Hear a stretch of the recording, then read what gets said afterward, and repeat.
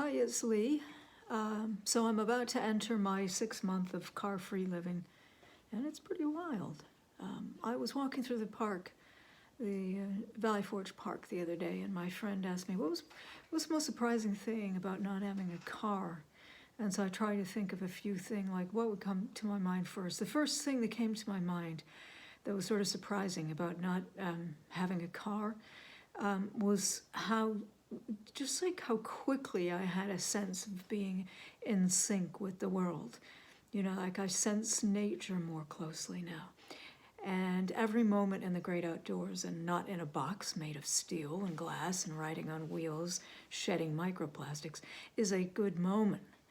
Every moment on mass transit consolidates the space that I take with the collective space that we take. And so I'm not instigating sprawl any more than I have to, right? I'm not causing more concrete and toxic runoff or minimizing it, right? As very low amounts of it, right? And every moment that I'm not contributing to habitat fragmentation, new road building. Every moment I'm moving gently. That's a good moment. And when I'm jogging with my day pack and I'm off on errands, I can sense the chipmunks and the coyotes and the deer and the birds, and they can sense me, and we're kind of on the same plane. And I'm just moving through their lives, just passing through their days without entitlement, but not without influence.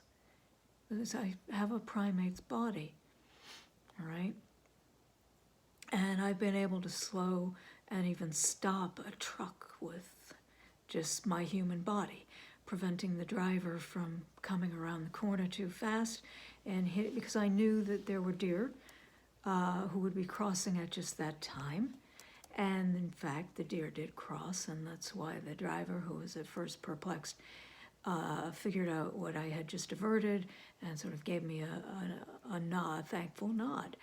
And the deer, they went on with their irreplaceable lives. The second thing that comes to mind is sort of surprising how quickly it happened, I guess, was this newfound sense of adventure. Because once I parted ways with my car, I could think about now where would I go? What would I do without a car? Now I need to know. So my prior options were replaced with new options. I bought a SEPTA key card. I studied the bus routes. I settled into a life of local hiking locally and cycling to the grocery stores. And it turns out, who knew there's a bus that goes all the way downtown Philly that leaves from the corner where I live. And so now I'm riding in the midst of people and their conversations and their small acts of helping each other, and an occasional introduction to a jazz or a rap song that I would have never otherwise heard. And I bought a subscription to a fringe theater, and I'll go downtown and I'll have Ethiopian food, and I'll go see a show, and I'll come home, my energy spent, ready to sleep, connected all the time, interconnected.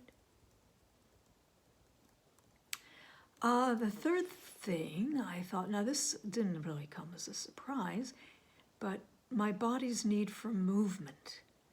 A less sedentary life is it's inevitable, right? Once a suburbanite and a car are no longer together, you are not sedentary. You're never thinking about just taking a short drive down the road, just, it wouldn't happen because that option is off the table.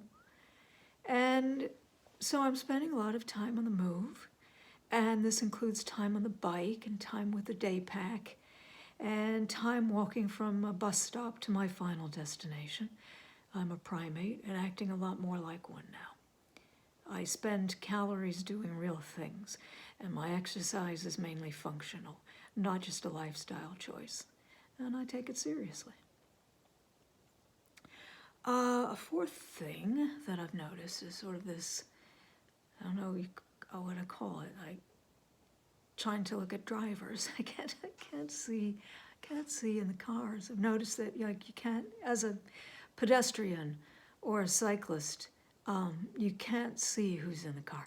They can see you, they can look at your face. You're like right there for all to see. You're completely vulnerable, but you cannot see them.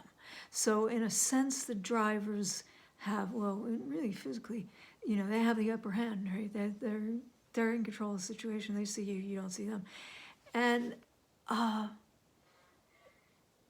it's just kind of a strange inequality, and I think this is a little bit of, I don't know, a little bit of entitlement that's quite obvious when you are a pedestrian or a cyclist, or I suppose an animal, another other than human animal, right? You realize that this is a hostile presence that you're dealing with, and you can't tell what they're doing.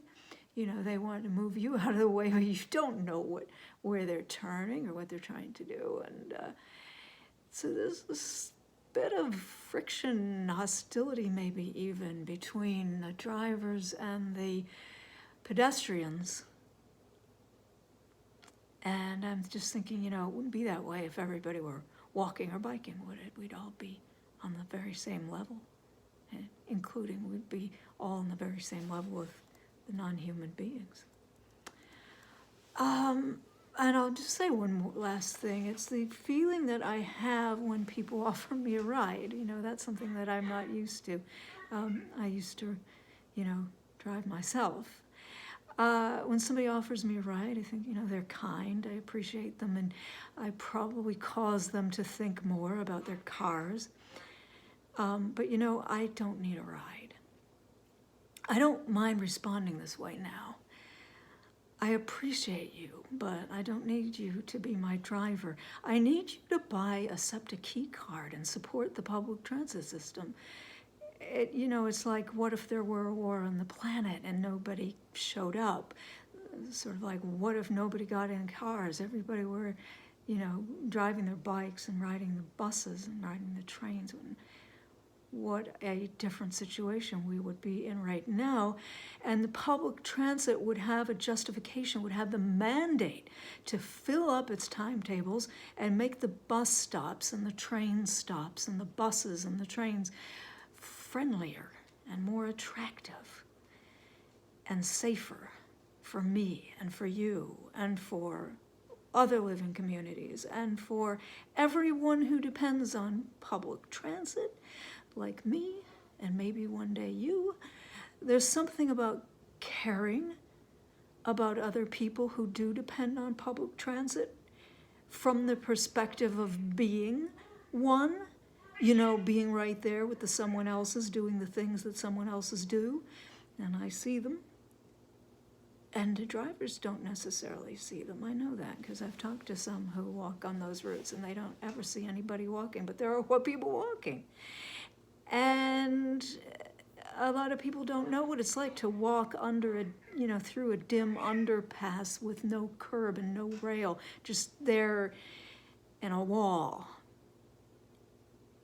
And, be vulnerable, but have to get from point A to B.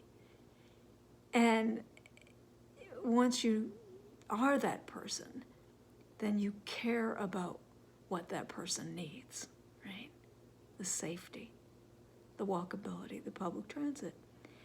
Well, right now, it's winter, and I'm going into kind of a stage of hibernation, or at least a stage of being within warm, protective walls, huddling. The first snow of the season fell this morning. I've stocked up on fair trade dark roasted coffee and vegan peppermint marshmallows. Yes, I'm not such a health vegan as I should be, but I'll have you know, I had tofu and sauteed kale this afternoon, and I had farro salad for supper.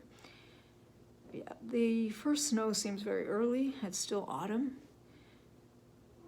I bet I appreciate spring more than most when it comes.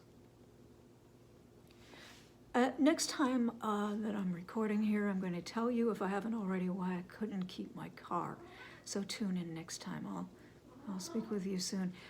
This is my second kind of longish recording, and I might do them on a continual basis. It's sort of like, I don't know why I'm suddenly want to do this. It's kind of strange. I don't usually like being recorded, but here we are. All right. Talk with you soon.